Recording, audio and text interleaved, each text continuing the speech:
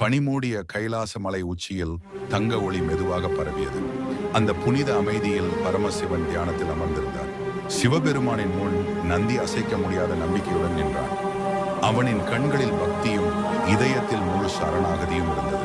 இந்த வீடியோ பிடிச்சிருந்தால் லைக் செய்யுங்கள், சப்ஸ்கிரைப் பண்ணுங்கள், கமெண்டில் ஓம் சிவன்னு சொல்லுங்கள். அந்த நேரத்தில் வானம்